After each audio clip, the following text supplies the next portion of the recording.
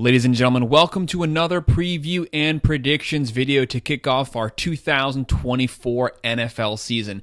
The team that we're going to be taking an in-depth look at today is our 2024 Arizona Cardinals football team. We're going to do a complete preview of their entire roster, seeing what pieces they lost from last season, what pieces they're adding for this season, but also looking over their whole schedule, trying to see which games they're going to win, lose, and what we predict their final record will be for the season, and if they might get into the playoffs this year. Go ahead, hit that like button, and subscribe. If you have any comments, drop them below, and I will make sure to respond. So the Arizona Cardinals, just to kind of have a basis to what we're going to be comparing this to, Vegas has them coming in at 7.5 wins this year.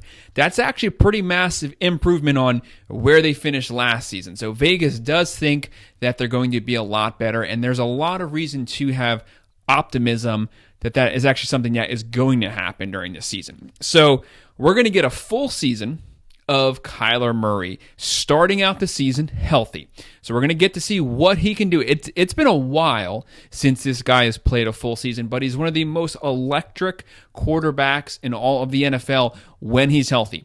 He can sling it down the field, and he's also mobile. He can run. He has the weapons there to really put together a great season this year. Now, he's healthy right now. So what is he going to do? What's the ceiling? How far can he take them if he can play all 17 games this year? Last season was a complete clown show off the field. They had a lot of drama going on, but now Murray has a new head coach. He has Jonathan Gannon. He has a new offensive coordinator, Drew Pete Singh, and he's going to be able to utilize the weapons that this team has on the roster. Murray has been consistently knocked for his lack of willing to basically put in the time off the field, practice, watching films, learning the plays. But they've been saying that this offseason he's been putting in a lot of work, he's been taking his job seriously, and that he has not been a headache on this team. If that's all true, that's obviously going to be a massive improvement based off of what we've seen for the last two seasons. Now, but word is that he's been going at it, so we're going to see a better Kyler Murray, more adapted to this system. The fact is, too, that the Cardinals are just going to have a far better roster than what they had last season. The offensive line is going to be a lot better. You have Johnson Jr., Williams, Beachum, Jones. So the offensive line should be anchored. That's obviously going to be something that helps Murray and helps the running game. Now, obviously, one of the biggest improvements is you added Marvin Harrison Jr. out of Ohio State. He was a first-round pick. He was the best wide receiver coming out of the draft. He's a legit game changer. Feed him the ball. When you add in Wilson, when you add in the tight end McBride, Dortch, that's a good combo. So there should be no reason why Kyler Murray shouldn't probably have his best season that he's had in the NFL. That's, of course, if he can stay healthy. The Cardinals' running game last season was actually really good. They did not have a bad running game. You have the running back James Conner coming back after a 1,000-yard season. They also added the Florida State running back Trey Benson. So with a better passing game, with a better offensive line, that's going to open up a lot of holes for these guys. The defense did have a lot of questions last season, but they did add a lot of pieces. They're going to have Jones, Nichols, the linebacker Wilson Jr., Murphy Bunting, Tonga, Robinson, Melton, White, Wilson, Gardeck, Thomas. There's a lot of guys coming back. There's a couple pieces that they added. So while we may need to improve the secondary, we have to give them some time to get better, but the D-line should be a lot better, which that can help interrupt the passing game for the teams that they're playing. So hopefully that'll give that secondary some time to gel as the D-line gets some pressure on the opposing quarterbacks. You have, Baker and Thompson. So it's going to be a work in progress, but there's some pieces there for them to get there. Now let's take a look at their schedule and try to see maybe if we can see maybe what games they might be winning, what games they might be losing during the season. They kick things off Sunday, September 8th at Buffalo. Obviously, Buffalo, they've been making the playoffs for years now. You have Josh Allen. They did lose some pieces from last year's squad, but they had a top 10 defense last season. They had a top 10 offense. But really, they played sloppy the first half of last year, but they really picked things up second half going into the playoffs. They consistently win their division, But obviously, they've lost a lot of pieces. They had a lot of cap issues last season, so they've been completely depleted on their roster. And Josh Allen, he usually starts out the year, let's be honest, pretty bad. So that potentially gives the Cardinals a chance to steal this game playing the Buffalo Bills early. But I don't see it happen. I see the Bills taking this one. It's probably going to be a game that's like a 33-20 game. And the Cardinals are going to be starting out 0-1. Then Sunday, September 15th versus the LA Rams. Obviously, the LA Rams, they're known for their offensive weapons. The defense, has been kind of up and down for the last 1 or 2 years, but they're going to have weapons on offense. You still have Stafford back. They're going to be slinging it up and down the field nonstop. As long as Stafford's healthy, they're going to be able to score points with anyone. So it's basically going to be a can you outscore them. The Rams are not going to be the team, though, that they were when they made the Super Bowl. This team's been gradually taking a step back. Now, they did come charging on second half of last season, but I think the Cardinals could potentially catch them here playing them early.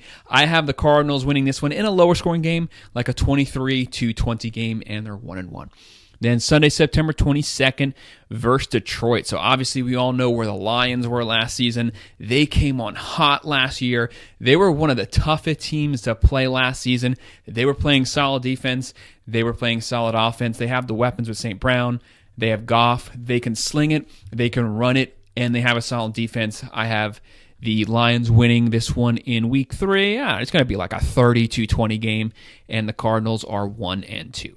Then after that, Sunday, September 29th versus Washington. So Washington, obviously, with all of the changes they've had, coaching staff-wise, player-wise, quarterback, this team's all over the place. They have a lot of issues going on. They were not a bad roster. It's just they couldn't seem to put everything together. I have Washington going down here. This is a chance for the Cardinals, who probably have a little more of a solid foundation here to get a win. They're going to win this game. It's going to be like a 28-20 game, and they're 2-2. And then Sunday, October 6th at San Francisco. Obviously, San Francisco coming off of their Super Bowl loss. This is not a team that you want to play. They have a top 3 roster. They have a top 5 offense, top 5 defense. They play great defense at all 3 levels.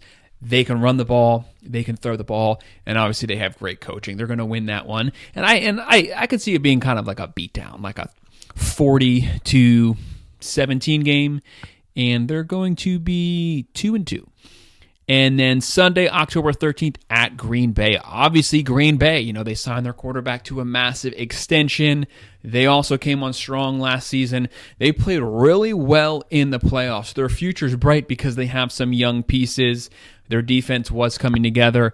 But I think this is the potential game where the Cardinals, they have to be anticipated and prepared to steal a couple games from these playoff caliber teams.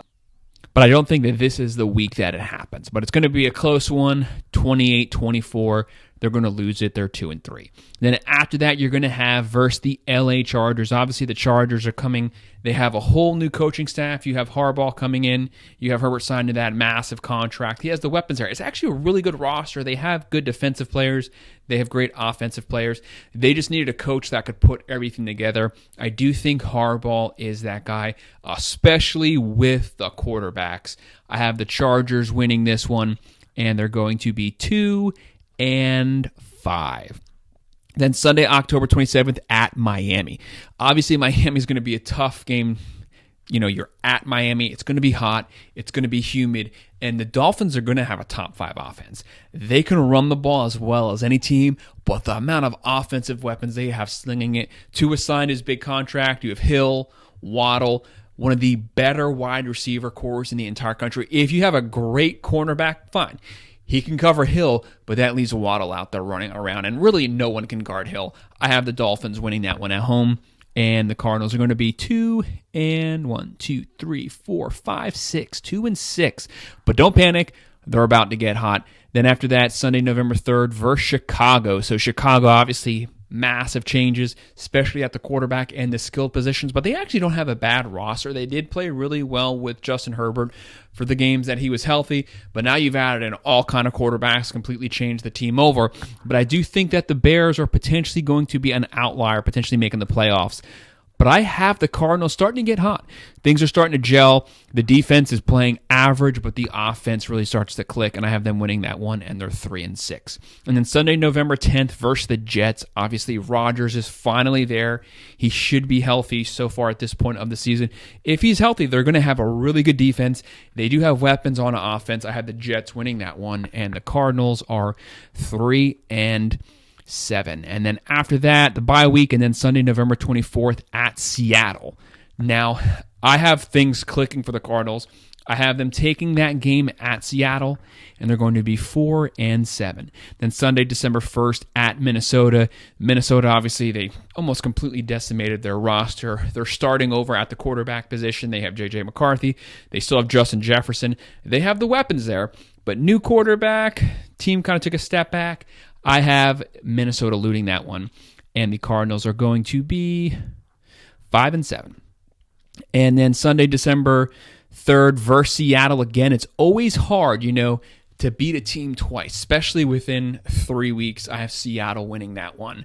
They're going to fix some of the things that they played wrong in the first matchup, and it's going to drop the Cardinals to 5-8. And then after that, Sunday, December 15th versus New England. Obviously, the legend Belichick is gone. They have a new head coach, and their roster was pretty bad last season. So you're basically starting over from scratch, completely trying to flip this roster.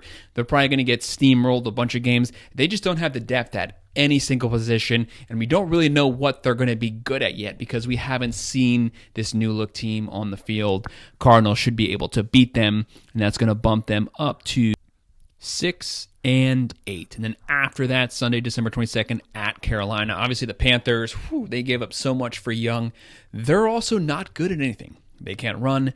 They can't throw the ball. They don't play good defense. This is probably like a 2 or 3 win team again. So the Cardinals are going to beat them, and that's going to put them at 7-8. So getting pretty close to about what Vegas was expecting them to do. And then they round out the season Sunday, December 29th at the LA Rams. As I mentioned before, it's hard to beat good teams twice in one season. I think the Rams, just like last season, they're going to be really rolling on the offensive side the second half. Cardinals will be rolling too, so this game's probably going to be a shootout. It's probably going to be like a 33-28, 33-30 game. And that's going to drop the Cardinals if they lose this one to 7-9. Final game of the season Sunday, January 5th versus San Francisco. This is not the team you want to play to in the season. The only thing you have to look forward to is that San Francisco's probably clinched the playoffs, clinch their seed, and they might be resting a lot of starters, potentially half the game or even this whole game, and that might give you a chance to kind of keep the game close. But even then, I still have the 49ers winning it, and I have the Cardinals closing out the regular season 7-10. That's not going to be good enough to make the playoffs, but if you're a Cardinals fan, there's a lot to be happy about. That's a massive improvement over last season. It's baby steps, potentially setting you up next year, to be that 8, 9, or maybe even a 10-win team. Baby steps, set a foundation, get better every single season.